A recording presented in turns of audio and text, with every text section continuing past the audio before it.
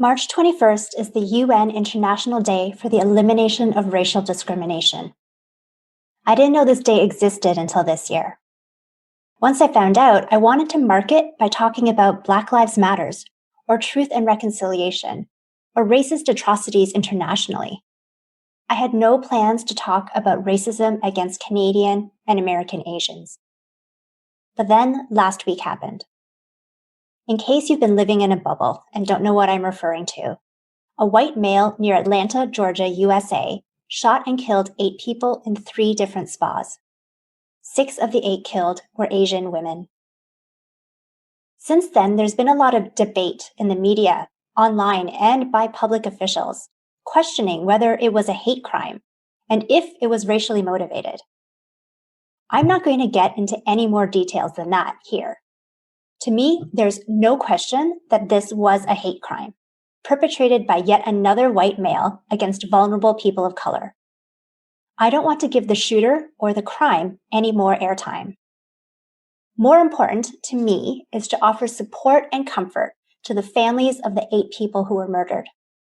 The victims, their families and friends, and the Asian community need our empathy, understanding, and support.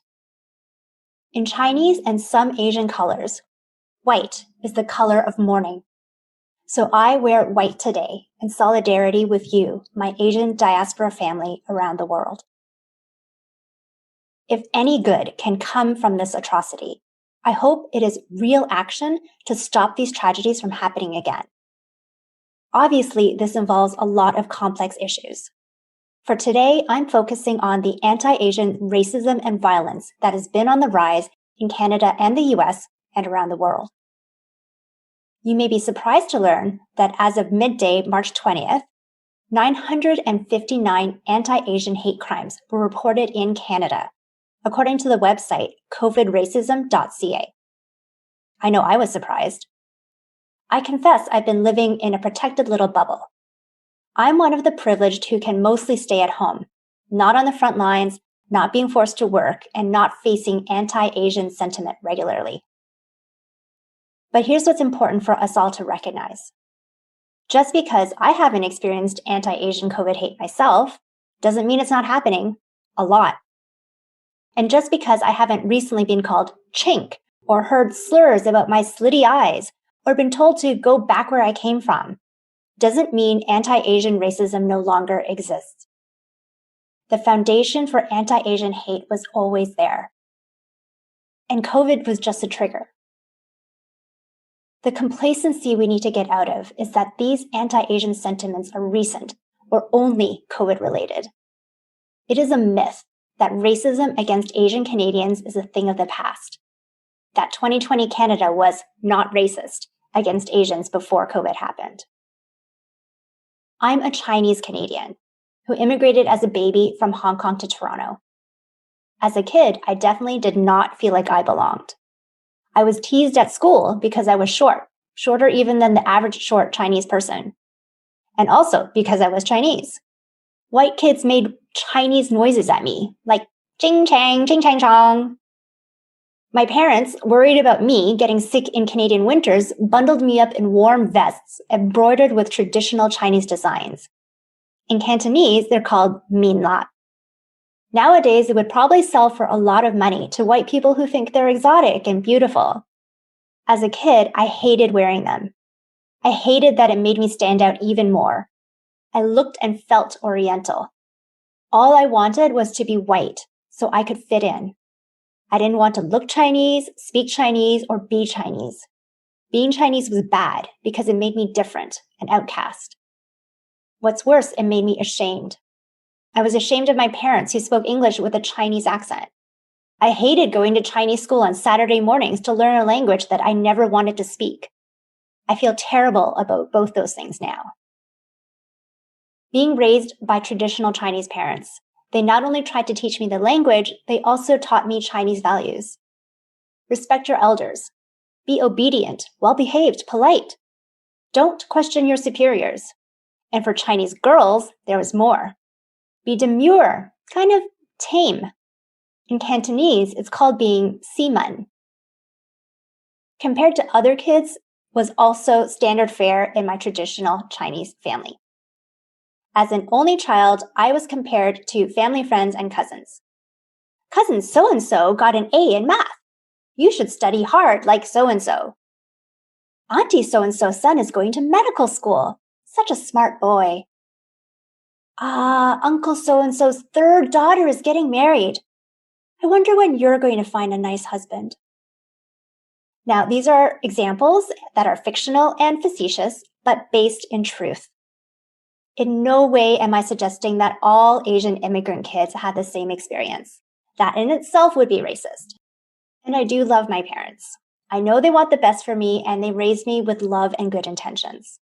But some of these cultural norms and values, I think, made me more susceptible to anti-Asian discrimination. It's subtle, which makes it harder to recognize. After all, I and other Asian kids were excelling academically and professionally. In the places I worked, I saw growing numbers of East Asian and South Asian colleagues. Some of them were making it to more senior positions. In 2021, we see some Asian faces in executive positions, on boards of directors, in high political offices. So yes, I know I've been very blessed and privileged in my life. I've had great colleagues. I've been given excellent work opportunities. I know that as an Asian woman, I've had it a lot better than Indigenous women, than Black women, than Muslim women. I realize now that I was lulled into complacency. The discrimination I experienced as a child and youth had not died away, as I thought, because they had never really been dealt with as a society. I thought I was fully accepted by my white colleagues and superiors, but in reality, I had just learned to conform. I fit in because I was as white as a Chinese person could be. I dressed like them, talked like them, worked like them. And then, as a manager and HR leader, I taught other Asians and racialized staff to do the same. I spoke perfect English. I wrote grammatically perfect reports. I worked long hours, put my head down, didn't complain, at least publicly, didn't rock the boat, didn't question my superiors, didn't aggressively promote myself. I trusted my performance would be fairly rewarded. And for the most part, it was. I was lucky. I saw newer Asian immigrants who spoke with accents be less successful. Their Asian ethnicity never came up in performance discussions, but their communication skills were marked down, and they were recommended to go to Toastmasters, a public speaking program. I saw many more Asian employees below manager level than above. No one ever said this, but from my perspective, I saw companies having more use for Asians as worker bees than as executive level deal makers, where the white old boys network still dominates. Without being spoken, the message is, it's okay to be Asian as long as you're not too Asian. I still remember the one time I asked for Chinese New Year off, as per company policy for diversity holidays. I was given permission grudgingly, but as a one-time exception only, not as a, sure, we support your cultural celebrations. Did you know that on July 1st, 1923, less than 100 years ago, on Canada Day, Chinese immigration was banned outright? Chinese immigrants, up until 1949, were denied rights to citizenship. They could not vote. There was a lot of fear of Chinese people. Even though tens of thousands of Chinese died building the railroad that connects our country today. A white Presbyterian minister is even quoted as saying, Canada would be strengthened by exclusion of the Chinese race. It has a tendency to deter white immigration. They depress wages and lower the standard of living. This fear of the foreign immigrant, of the intruder, lies just beneath the veneer of, I'm not racist. It surfaces when white parents question the number of Asian students taking their kids' spots in university. It's present when white employees claim reverse discrimination and want to stop immigrants from taking their jobs.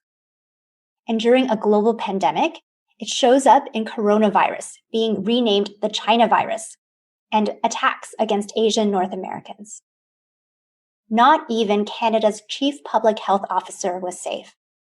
as white male federal politician Derek Sloan used her Chinese ethnicity to ask, is she working for China or Canada?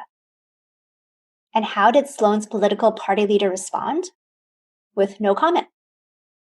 Andrew Scheer said, I'll leave it to each leadership candidate to speak for themselves. So, to my Asian brothers and sisters, it's our turn to speak for ourselves. Don't be lulled like I was. There's a difference between being professional and being assimilated. You can be authentic and true to yourself. Rock that boat.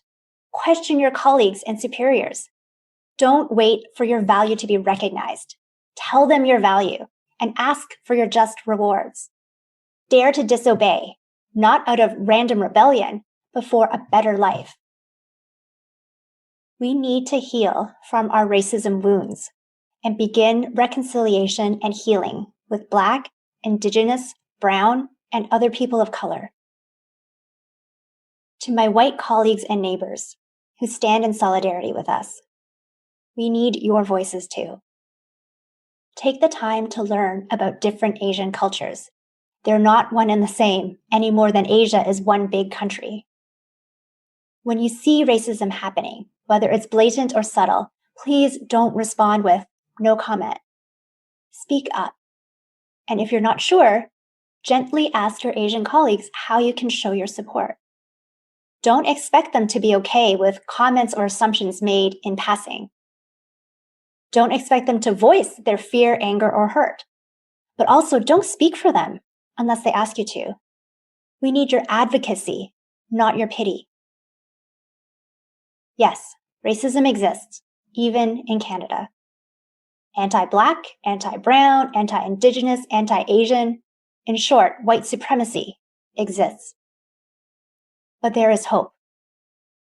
When we speak up for ourselves and each other, when we stop asking if something is racist and start asking how we can help, when we seek inclusion, not conformity, then we can unite and truly make Canada the land of the free. If you know someone who needs to hear this message, please share and like on Twitter, Facebook, and Instagram. You can find more resources, including my podcast, on my website, changinglenses.ca. Thanks for listening.